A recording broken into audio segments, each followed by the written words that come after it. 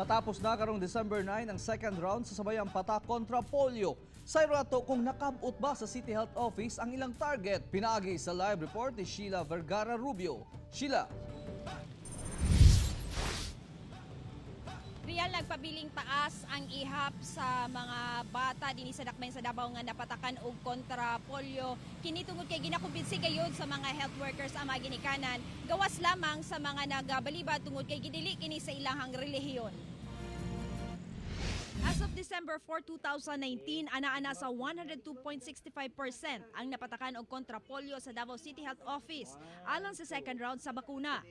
186,864 kabata ang target bakunahan. Apan miabot na sa 191,807 ang napatakan. Sanglit mindawide na ang ilang target.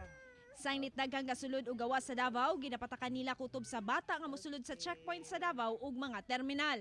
Kung dako kaya nga itong coverage, we have to do it in 2 weeks para ma-cover yung tanan.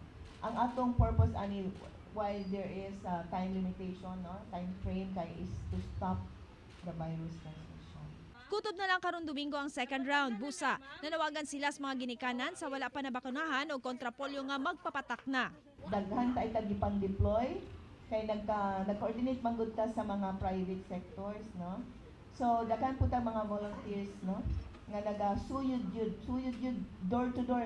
Ginabalikan sab nila ang mga bata nga wala pa napatakan og kontra polio sa round 1 tungod kay nagsakit. Bugto nga wala nila napugos mao kadtong mga bata sa dunay tinuhuan o relihiyon nga gidili ang pagpabakuna.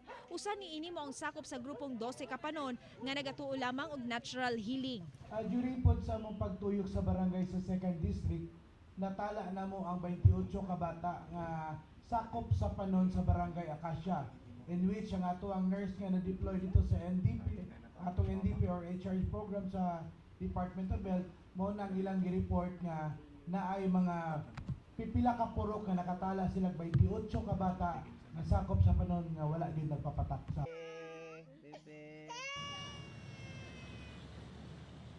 Real subling na nawagan ang City Health no ngadto sa mga ginikanan nga mukooperar gayud. Ilabi na nga kutob karong Domingo na lang ang round 2 sa kontrapatak polio. Real. Okay, daghang salamat Sheila Vergara Rubio.